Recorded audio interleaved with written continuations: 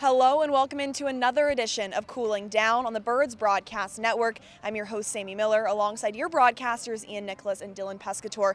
And it didn't go the way of the Firebirds tonight, losing Game 1 of the championship series 6-4 against the defending champs, the Bourne Braves. It was definitely a heartbreaking loss here at Eldridge.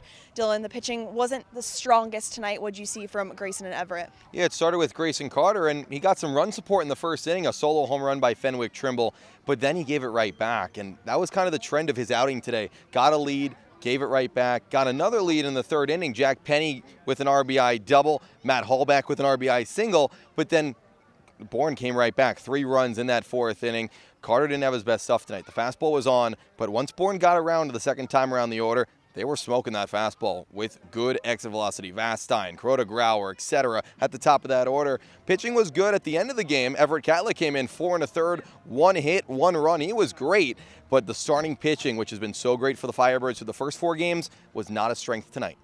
Now, one of the biggest takeaways for the Firebirds in a positive way was Fenwick Trimble. He had himself a night. He set the tone early on for the Firebirds with that beautiful home run in the first inning. He then went on to have 3 runs and 3 hits. How big was his performance? Yeah, Fenwick Trimble turned in a right time to have a 3-hit game, and you know, he brought so much life in the front of his game. 5,000 people here from Eldridge, a season high, and second batter of the game, he takes Bryce Cunningham deep, but give Cunningham credit, he was not rattled. He still ended up giving him 5 innings, even after giving up that solo shot.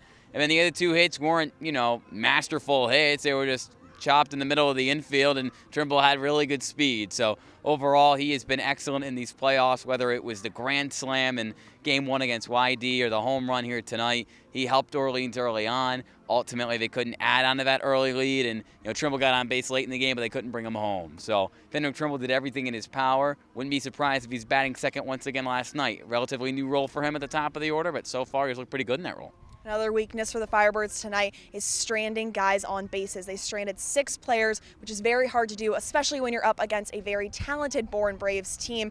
How much did that hurt them tonight? Yeah, Sammy, in the first 4 games, Orleans had great offense in the final 3 innings. Once again, tonight, they had pretty good offense in the later innings, but they couldn't come through with the big hit. Eddie King Jr. had an RBI single, but Brandon Stallman popped up with 2 on and 2 out. A few opportunities there for Orleans to get right back into this game, but they couldn't tonight. It's going to happen. Sometimes you're going to get the big hit. Sometimes you aren't. You hope to have it tomorrow.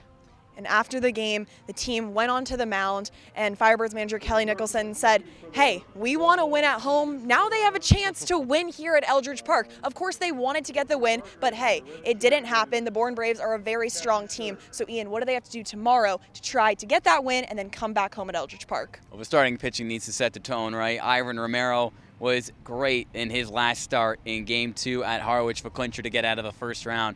Romero needs to look like the pitcher that he's been over his last 2 outings against both Hyannis and Harwich, and not the pitcher that he was in the middle of his season. Needs to be that guy who showed up when it mattered most last year in the playoffs and eliminated Orleans, and has been really good. That fastball plays well for him, and his secondary offerings are really solid. And also, you need to just hope and pray that Josh Crota Grauer falls down to human earth, because I'm just being serious. That guy is so fun to watch. He has been hitting 500 in the playoffs. You shouldn't be able to do that in this league. He is sensational, and he made a really good defensive play tonight, too, on a line out from Fenwick Trimble. So hope he cools down, hope that the exit velo drops a little bit on those balls smoked to the outfield from Bourne, and hope Derek Bender stays quiet, too. He was 0 for 4 tonight, and also Garrett Michelle was quiet tonight, too. You caught a couple breaks tonight and still couldn't win. You got to hope you catch a few more tomorrow night. Now, tomorrow night is the biggest night of the entire summer for the Firebirds. They're looking to keep their season alive and bring back home a championship title for the first time since 2005. We'll see you guys at Doran Park tomorrow.